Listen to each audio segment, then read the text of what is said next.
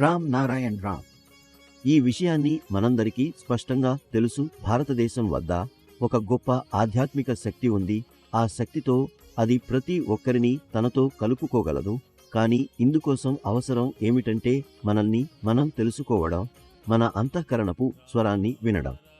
ఇప్పటి పరిస్థితుల్లో ప్రతి మనిషి ఇంకొకరిని తన ఆధీనంలో ఉంచాలనే ప్రయత్నంలో ఉంటాడు. ఒకరిని మరొకరు అణిచివేయాలనే తాపత్రయంతో ఉంటారు. కానీ మనమందరం 5 మూలతత్వాల నుండి వచ్చిన వాళ్లమే అన్న విషయం మర్చిపోతాము. మనందరికీ ఒకే రకం గుండె, ఒకే రకం మెదడు ఉంది. కానీ మన హృదయం, మన మనస్సు ఏ దిశగా మలుస్తామో అది మనపై ఆధారపడి ఉంటుంది. మనసులో సానుకూలత ఉంచుతున్నామా లేదా ప్రతికూలతనే పెంచుతున్నామా? మనమొకరినొకరు బాగు చేయాలనుకుంటున్నామా, కీడు చేయాలనుకుంటున్నామా? ఒక వ్యక్తి లోభానికి లోనైతే అతను ఎదుటివారికి ఎంత బాధ కలిగిస్తున్నాడో చూస్తే చూడలేడు.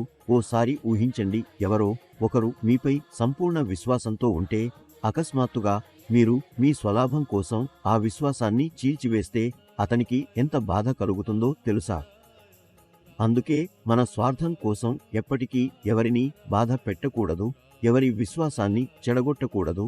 మన భూమి తపస్సు చేసిన భూమి విశ్వాసమే, మన బలం ఓర్పే, మన నియమశాస్త్రం ప్రేమే, మన ఆత్మవిశ్వాసం ఇవన్నీ మన హృదయంలో ఉండేలా చూసుకుంటూ ముందుకెళ్తే లక్ష్యం మనల్ని తానే చేరుకుంటుంది. ద్వేషంతో కూడిన రాజకీయాలు చేయాల్సిన అవసరమేం లేదు.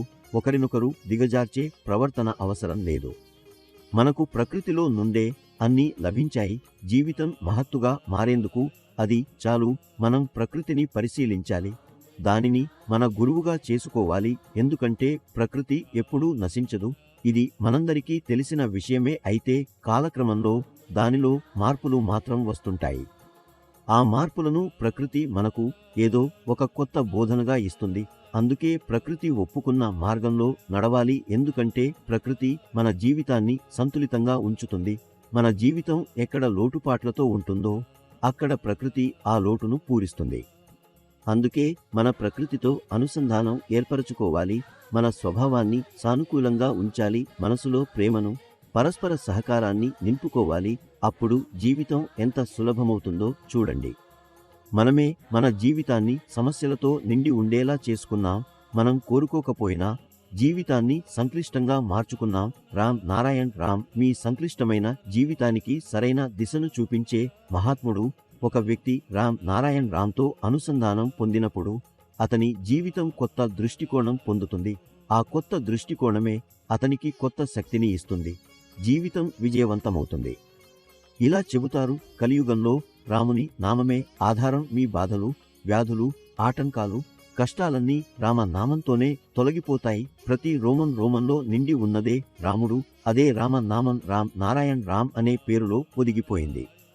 ఈ బీజమంత్రాన్ని మీరు జపించండి. తర్వాత చూడండి మీ జీవితంలో ఎలాంటి సానుకూల మార్పులు వస్తాయో. రామ్ నారాయణ్ రామ్ అనే నామంలో ఓ ప్రశాంతత ఉంది, ఓ శక్తి ఉంది. అది మీను శక్తితో నింపుతుంది. మీ కార్యాలు పూర్తి చేసే సామర్థ్యాన్ని ఇస్తుంది. మిమ్మల్ని సృష్టిలోని పరమ సత్యంతో అనుసంధానం చేస్తుంది.